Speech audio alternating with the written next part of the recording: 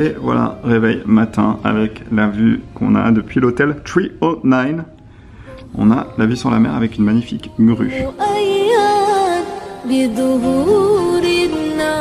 Salut les voyageurs, j'espère que vous allez bien. Nouvelle journée qui commence, je suis ici à Beyrouth. On va aller se balader du côté du bord de mer pour aller peut-être un petit peu nager, puisque vous savez que Beyrouth est au bord de mer. Donc voilà, on est parti à la découverte de Beyrouth, la ville de Beyrouth au Liban. C'est parti, nouvelle journée de vlog, c'est parti. Voilà, en bas de l'hôtel qu'on a réservé, on a un petit café. Regardez au Liban, ce qui est sympa, c'est les enfants avec leur papa dans la rue qui jouent au jeu. Voilà, à Beyrouth, ce qu'on trouve aussi, c'est quand même des bâtiments qui sont des vestiges de la guerre. Vous voyez, ce genre de bâtiment qui était très bourgeois. Bah, c'est un des bâtiments encore abandonnés et qui a été en partie abîmé pendant la guerre. Voilà un autre exemple d'un bâtiment qui a été détruit pendant la guerre et puis petit à petit ces bâtiments disparaissent.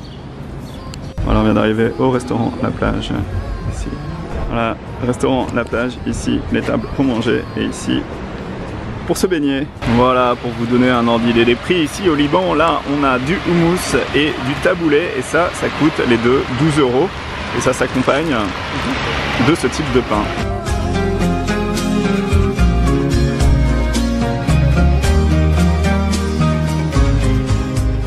Et de l'autre côté du restaurant, si vous n'aimez pas la mer, vous baignez à la mer, vous avez la piscine.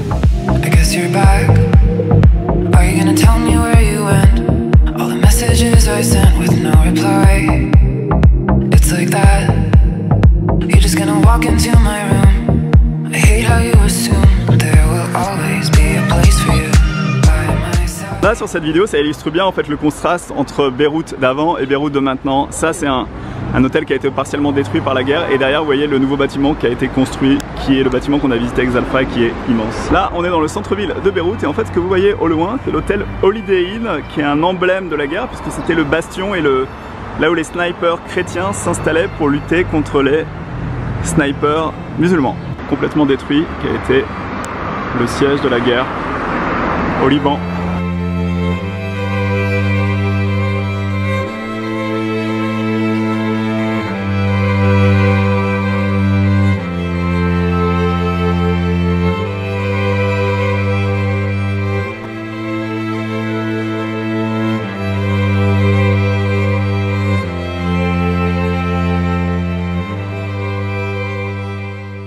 Cet ex-temple du luxe, surmonté par un restaurant tournant, a ouvert en 1973, 2 ans seulement avant le début des hostilités.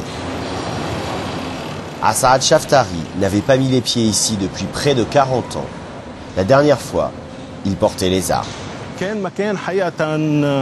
C'était un des endroits les plus célèbres du pays. C'est terrible de penser que tant d'hommes, dans notre camp comme dans l'autre, sont morts ici pour ce tas de béton. Dominant le centre-ville, repère parfait pour les snipers, l'Holiday Inn est au cœur de la bataille des hôtels qui éclate en 1975. 25 ans après la fin du conflit, Beyrouth a fait peau neuve. Les yachts des millionnaires s'entassent dans la marina. Et voilà la marina de Beyrouth. Yacht Club Marina.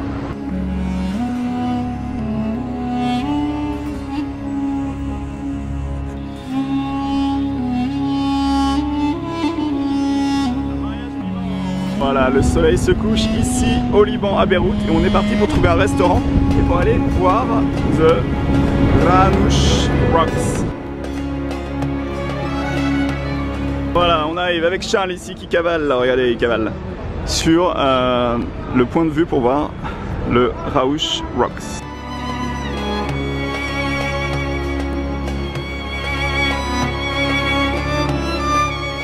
Bon, regardez dans la rue, vous avez les madames qui prennent la chicha.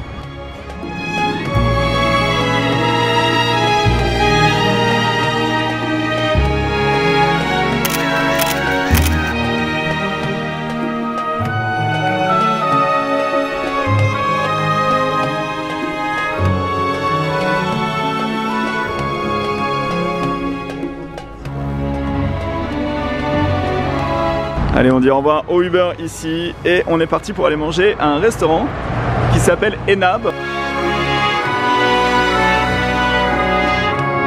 Allez, on passe aux choses sérieuses. Donc c'est les côtes d'agneau avec le mix grill et La sauce.